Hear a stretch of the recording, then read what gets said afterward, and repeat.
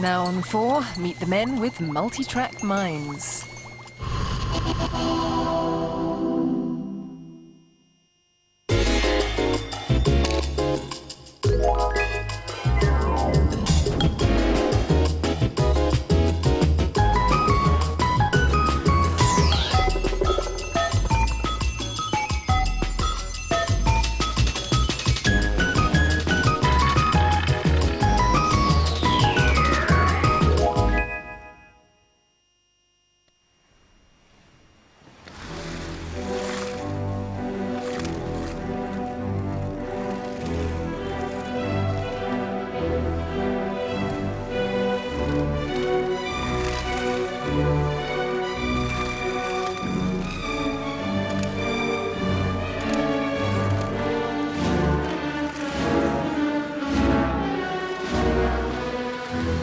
When we race the Scalextric car, you really feel you are in the car almost. You do the same things.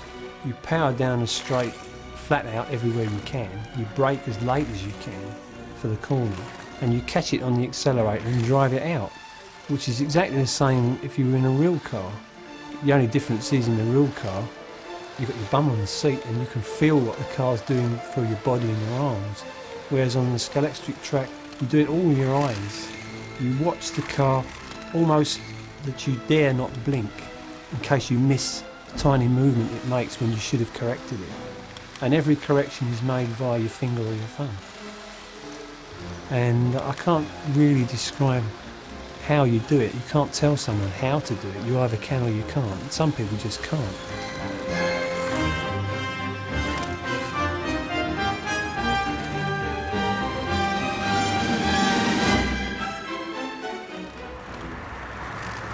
Tuesday night, St Mark's Church Hall, London N22.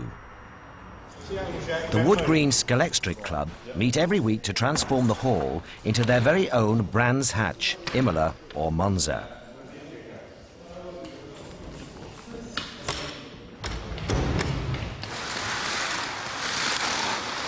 The thrills and spills of burning rubber are played out on the hand-built 100-foot 6-lane track designed by club chairman Steve Carter. I've always been a club man, yeah. I mean, at football clubs, whatever, it's always got to be with other people. And if it wasn't Scalextric, it'd be something else. I'm sure when I get older, I'll probably be in a bowls club or something. I quite like bowls as well. But you can't do everything, can you? It's always the club. The kind of comradeship you get at a club, it's just better than anything, really. But any feelings of comradeship are quickly forgotten when it's time for the club's biggest race of the season, the GT Challenge. With only 3 weeks to go until the cars line up on the grid, team leaders and demon drivers are dreaming of checkered flags and glory. You've really got to feel like you can do it today and believe you can do it today, because there'll be other people there that feel the same, and to beat them takes that little bit extra. I'm sure people like Nick Faldo could say the same thing. Derek Moore builds the fastest cars in the club, making him very difficult to beat. You find after a good night down the club racing, with me I can't sleep, it's because the adrenaline's flowing. It takes a little while to settle down. Paul Harwood, the reigning club champion, wants to retain his trophy. I don't go into races not to win. I don't go. Some people go for the enjoyment of it. I don't. I go to win. I go for the kill. That's just me. His main race rival is Paul O'Hara. The young contender for the big race crown is determined to make an impact by fair means or foul.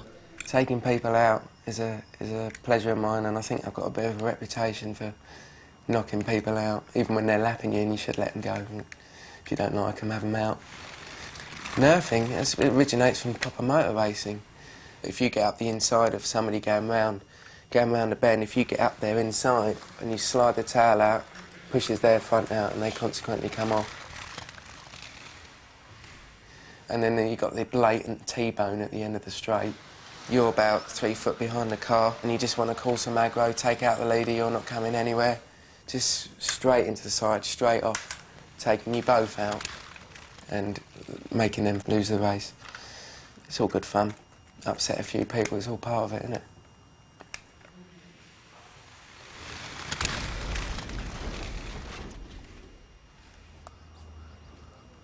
My son Jeff and I are very competitive.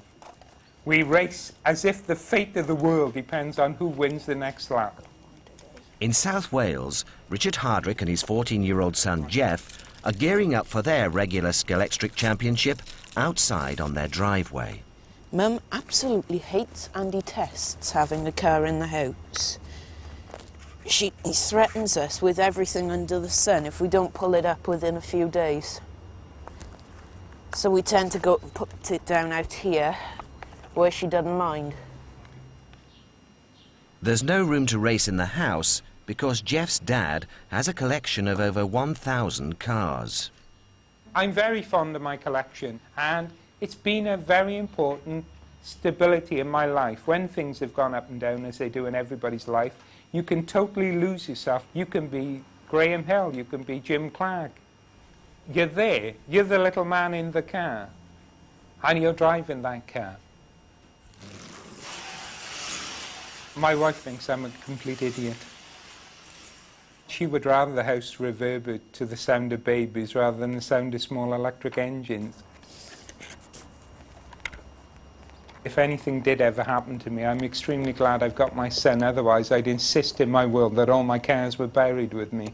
Because the one thing I don't think I'd be able to tolerate was the fact that a stranger would go through my collection disposing of them.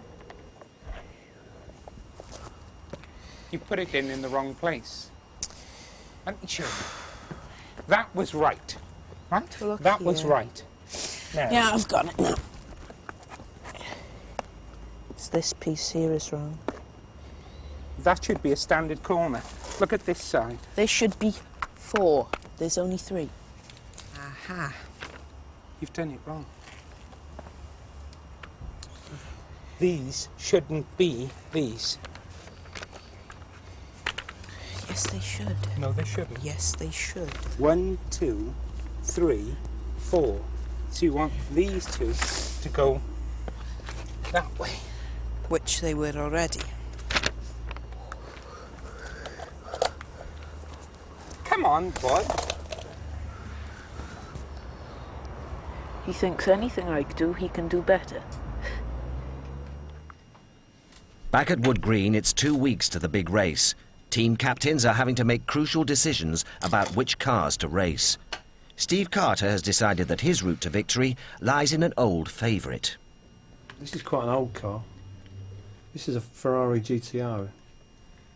But because now, for this competition in our club, I've made a lot of changes. It's not race box standard anymore. And I've also got some lead in there, which we're allowed to do. I like to brake late, deep into the corner.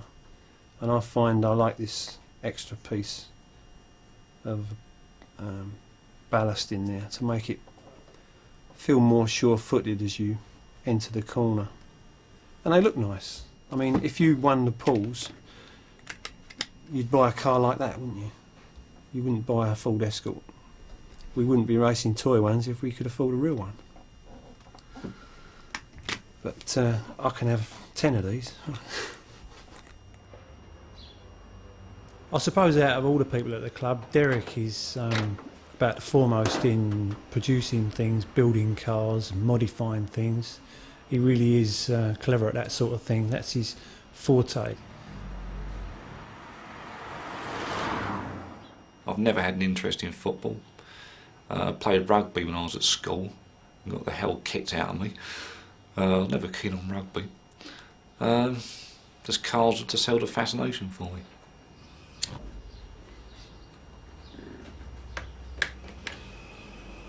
I've always been a model maker. To build a car from scratch, I'll first of all draw it. Then I'll make the model in balsa wood. From that I'll take a silicone rubber mould and take the master out of that. And from the master I can do vacuum form body shells.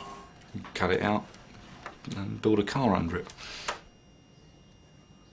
You get a lot more of a kick out of it when you've built the thing from a blank sheet of paper.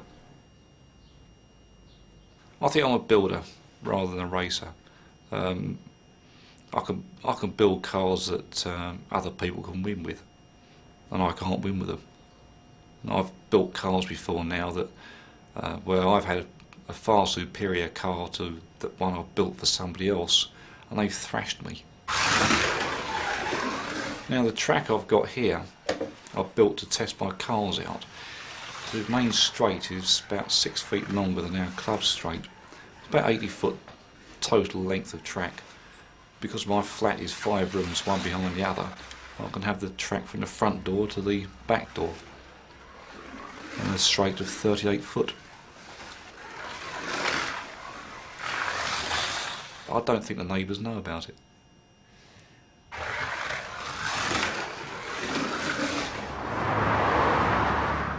Last year's champion, Paul Harwood, is desperate to maintain his hold on the trophy. He's constructing a new car with his younger brother and teammate Greg in their workshop come bedroom. It's like any team, when it gels, any real racing team, when it gels quite well. When we're at each other's throats, then it's a real pain in the butt. Don't share a bedroom with little bro. Wouldn't recommend it. Worst thing in the world. The sooner I'll get out of here, the better. No, I'm going to go in about 3 weeks' time, 4 weeks' time, all being well. If I wasn't here, I'd only be living with a girl or something. So you just move on. Can't stay tied to mummy's apron strings forever and a day. This is the bit I really hate, is the spraying. It gets on my curtains, it gets on my washing, it gets everywhere. Then they have to have it lacquered and it makes you go high on that stuff. But it's just a lot of money. They buy the cars, then they take my pieces, spray them, put different engines in, and oh God, it's just so much money spent. It's like anything else, to fully appreciate things, you've got to understand what goes into it, and she doesn't really fully understand what goes into it. Because when you're hoovering up, you hoover up bits of wheels, bits of engines, bolts, and God knows what else. It all goes in the hoover. So that's a bit of a nuisance. Second nature to Mum these days. I think she suffers in silence half the time. Well, I think most of my family think I'm mad.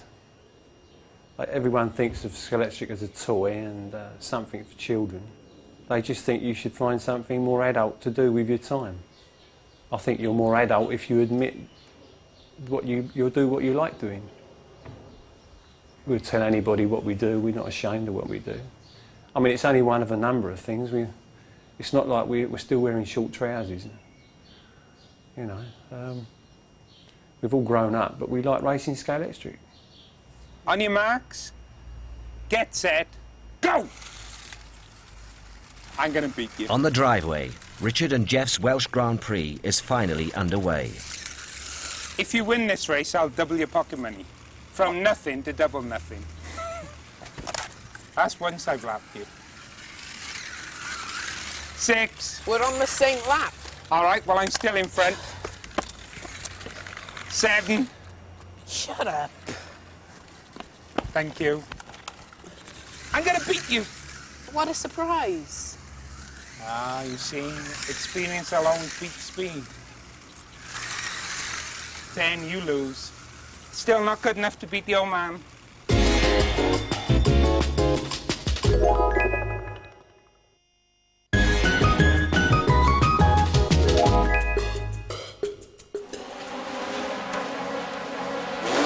Silverstone, the home of full-size motor racing. With only a week to go to the big race, some of the Wood Green members are here to get a fix of petrol and speed. Oh, what are you doing that for? Handbag. It's also a last chance for the fine-tuning of throttle fingers. They're here to race slot cars in the pit garages, not as rivals, but as a team. Slot car racing provides the ultimate thrill for model car enthusiasts. The car's super-light plastic bodies, metal chassis and powerful motors mean that they reach track speeds of up to 70 miles per hour, a scale speed of over 1,000 miles per hour. When you're up there, you are aware of yourself, especially in slot car racing. You get involved with the monotony of going round. You get into a rhythm and it's sort of like a dance, your own sort of dance, going around the track. And then you suddenly take a step back and you think, oh God, I must look all right to look, you know.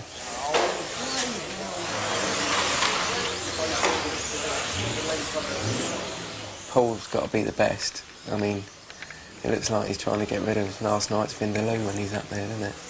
Unbelievable. I want somebody to tell me if I start ever looking like that.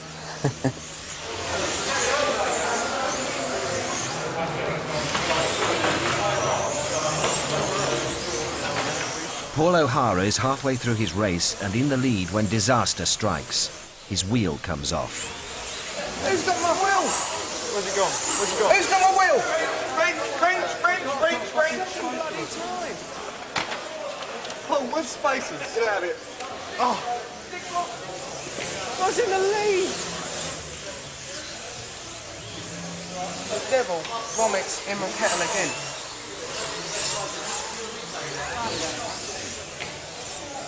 Go. Paul O'Hara faces the possibility of coming last, but after some fast work in the pits, he fights back to finish 17th out of 50.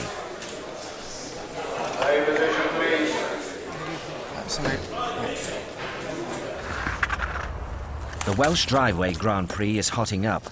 Richard is one race ahead of his son and determined for it to stay that way.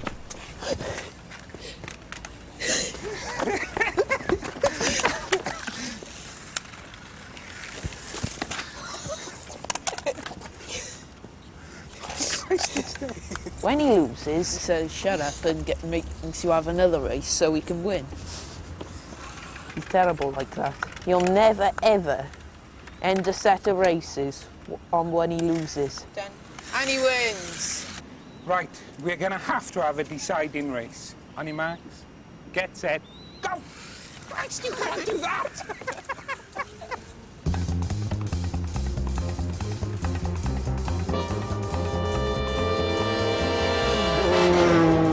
The big race day at Wood Green has arrived. Paul O'Hara hightails it to his teammate's house with a last-minute plan which he reckons will win them silverware and glory. These motors are banned at the club. We could stick that in it and we'd be cheating like you wouldn't believe, which we probably will. What, put that in? Yeah. And that's what we're building, albeit different colours. It's the first time it's been raced, so we don't know how it's going to perform. But the thing will be built properly, if nothing else. Use the actual body line. Yeah. What car are they racing? You know, race a Venturi, isn't it? Yeah, that's it.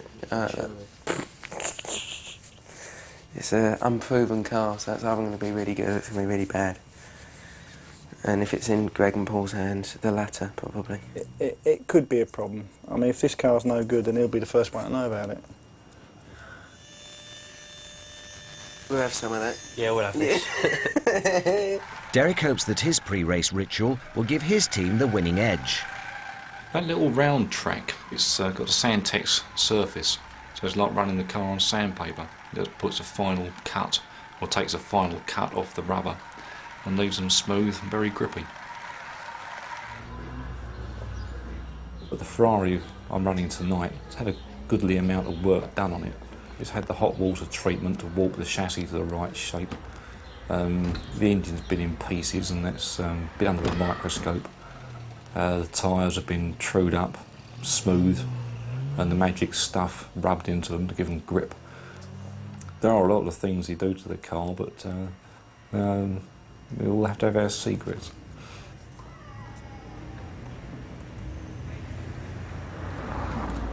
Tonight, as you know, is Special GT Challenge night, and it's a team event. Okay, the races are 2.5 minutes, and you go as far as you can in that time. Paul and Greg Harwood have spared no expense. They've got some high-tech gear in a bid to keep the cup, just like the professionals. What they are, they're radio mics. like you see in the pits of the Formula 1 teams. They're them. It's just so I can talk pit to car. The weeks of careful preparation are over, and it's time to let the cars do the talking on the track. The teams race for 2.5 minutes in each of the 6 lanes. At the end of the night, the team that completes the most laps goes home with the trophy. Yeah, gotcha. Drivers, pay attention. Watch your lights.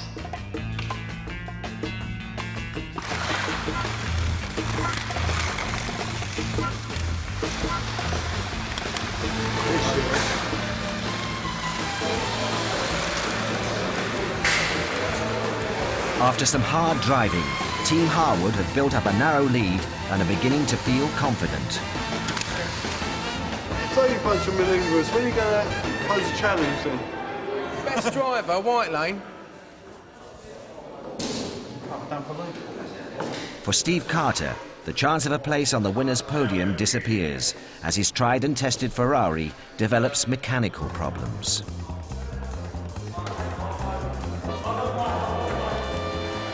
With 2 races to go, Paul O'Hara sees the chance for his teammate to catch the Harwoods.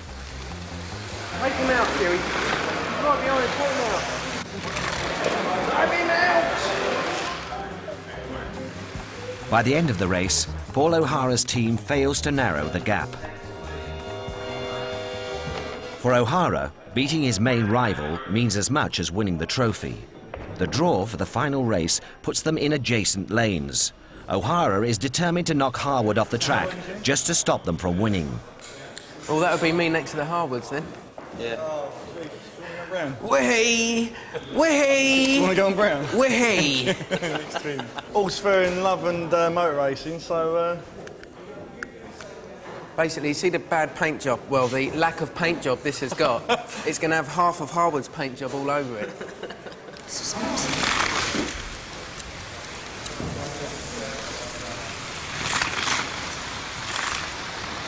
The chase is on. O'Hara is soon in hot pursuit of the Harwood's car.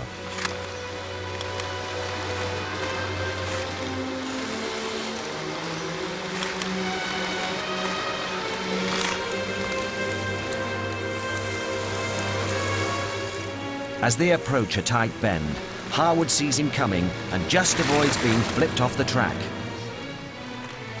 But then disaster. Harwood overthrottles, powers into a corner too fast, and the car jumps out of the slot. The crash knocks the carefully prepared engine loose. For Team Harwood, the race is over. Oh, what happened, Paul? One bloody accident. Oh, what happened? Free the car. What was that bloody? What? It was jumping. It was jumping. I got out there and win. You got to go out there. It was jumping around. You messed it up. So you loosened it off far too much. The front end was loose. Poor construction or bad driving.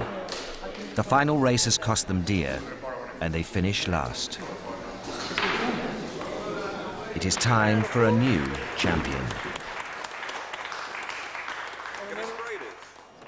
We're about 3 or 4 laps down on the leader, but we're in a strong second place. So we came third, which is the result, because we beat the Harwoods, that was the main thing. The moral is never let your brother use a car. It's just unfortunate it broke down while I was racing it. There you go. Never mind. We'll be back.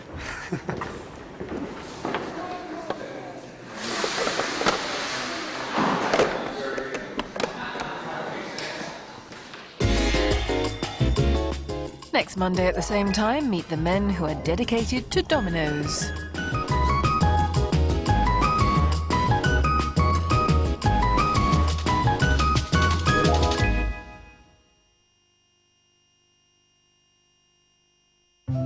Oh, he's good, isn't it? I bet you didn't know he could trampoline, Harry Gratian, did you? Inspirational stuff.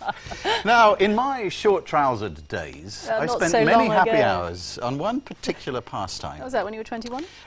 Slot car racing, Sally. What? Slot car racing. Never heard of it. You've never heard of slot car Well, racing? perhaps I know it by a different name.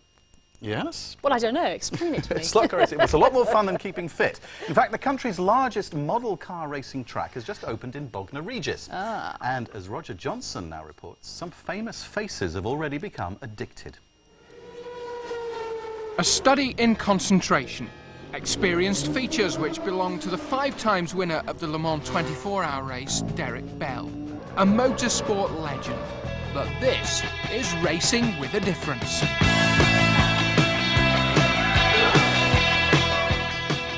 Bognor Regis' newest attraction is the largest slot car track in the country. At 204 feet long, it's compelling entertainment for children, both young and young at heart. When you sit there and you're waiting for the lights to go from red to green, it's not far different from when you're actually sitting on a grid, and that does sound a bit melodramatic. But I don't care what you say, anything that's competitive, it gives you a rush. The pastime of slot car racing was invented on the south coast almost half a century ago. The first factory was in Havant, and it's been helping develop a competitive edge in youngsters ever since. It's great for the children. It's a wonderful way of keeping them off the streets, and not only for the small children. I think the big children here, especially today, will have seen that we've all had a thoroughly wonderful time. Well, it was excellent, and it was really excellent, because if you win, it's excellent. In fact, this is the sort of playful paradise you dream about being locked in when everyone else has gone home, so you can relive your boyhood memories. Roger Johnson for BBC South Today in Bognor Regis. Ooh, excellent. So about 5 years ago, and this super